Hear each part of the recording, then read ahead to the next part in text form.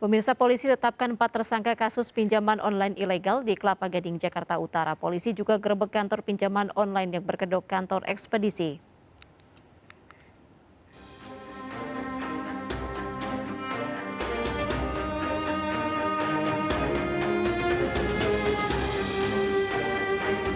Setelah menjalani pemeriksaan, 4 karyawan pinjaman online ilegal di Kelapa Gading, Jakarta Utara yang ditangkap saat penggerebekan ditetapkan sebagai tersangka.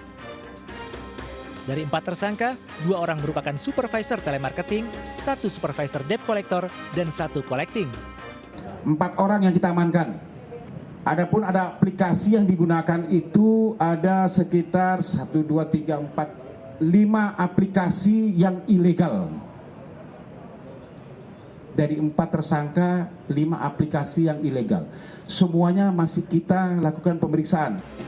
Sebelumnya kantor pinjaman online di kawasan Komplek Ruko Gading, Bukit Indah, Kelapa Gading, Jakarta Utara, Senin malam digerebek jajaran Ditreskrimsus Polda Metro Jaya.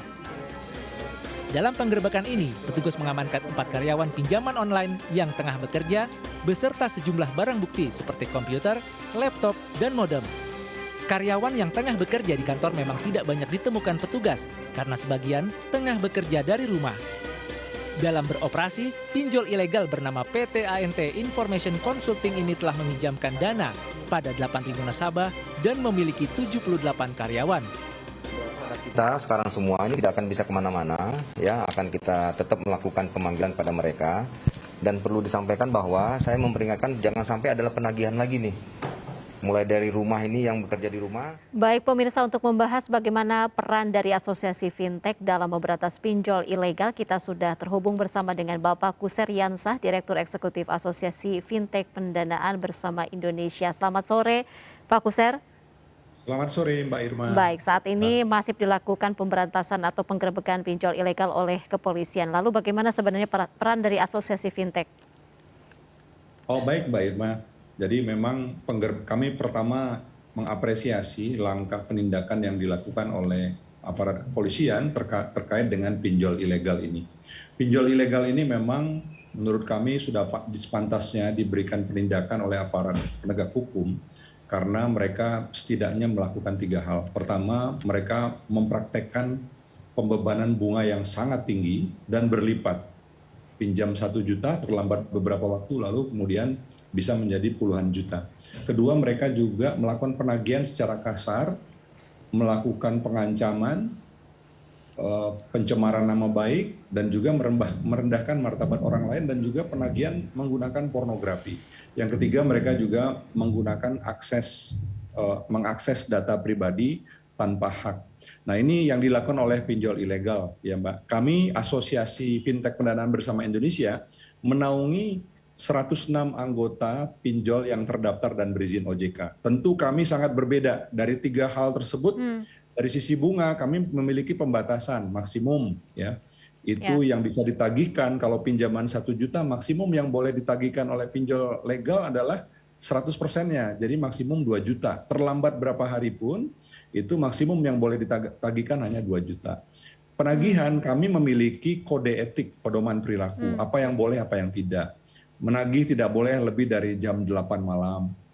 Menagih juga tidak boleh di hari libur keagamaan. Kemudian menagih harus juga memberikan identitas penagih, menyebutkan identitas penagih. Dan banyak sekali etika-etika yang boleh dan tidak boleh dilakukan. Baik Pak Kuser, ini juga tentu saja ini berkaitan dengan pengawasan yang dilakukan oleh asosiasi terhadap pinjol yang memang dikatakan legal begitu. Lalu bagaimana asosiasi ini mengawasi pinjol yang memang berada dalam anggotanya sendiri sehingga tidak melenceng dari pedoman perilaku yang sudah ditetapkan asosiasi? Ya, kami ada 2. Pertama, kami menerima pengaduan masyarakat. Kami memiliki channel pengaduan @afpi.org.id. Jadi masyarakat pengguna pinjol legal jika mendapatkan perlakuan penagihan yang tidak beretika dari pinjol yang terdaftar dan berizin OJK bisa mengadukan ke sana, pengaduan @afpi.org.id, dan juga bisa diadukan kepada OJK ya melalui call center OJK 157. Nah, OJK jika ada pengaduan, OJK tentu saja selaku pengawas dari pinjol ini, pinjol terdaftar berizin OJK ini bisa memberikan sanksi. Sanksi terberatnya adalah pencabutan izin Ya, begitu juga di asosiasi kami juga bisa memiliki komite etika yang dapat memeriksa pelanggaran dan bisa memutuskan untuk mencabut keanggotaan penyelenggara jika terjadi pelanggaran yang berat, ya bisa dicabut keanggotaan permanen maupun sementara. Nah, ini dari sisi pengaduan, kami menerima pengaduan tersebut. Lalu kedua, kami juga melakukan sertifikasi. Kami melakukan sertifikasi tidak hanya kepada tenaga penagih, kami juga melakukan sertifikasi kepada pemegang saham, direktur, komisaris, agar mereka tahu aturan hukum dan juga undang-undang yang harus dipatuhi, ya, sehingga kita betul-betul dalam beroperasi melayani masyarakat ini bisa punya concern dengan perlindungan konsumen. Begitu, Mbak. Baik, saat ini sudah berapa banyak pengaduan masyarakat terhadap atau terkait dengan pinjol ilegal yang diterima oleh asosiasi, dan bagaimana langkah asosiasi tersebut untuk ikut memberantas pinjol ilegal? Ya, kalau untuk pengaduan, ya kami menerima kurang lebih pengaduan itu setiap bulan ada sekitar 800 sampai 1000 pengaduan. Memang yang diadukan ada pinjol yang terdaftar berizin OJK, ada juga yang mengadukan, banyak yang mengadukan pinjol ilegal, ya. Ya, ini juga merupakan satu kenyataan bahwa masyarakat memang masih belum betul-betul paham ada pinjol legal dan ada pinjol ilegal. Nah, ini walaupun sudah ada perbaikan. Ketika tahun 2019, pengaduan kami itu sebagian besar mengadukan pinjol ilegal.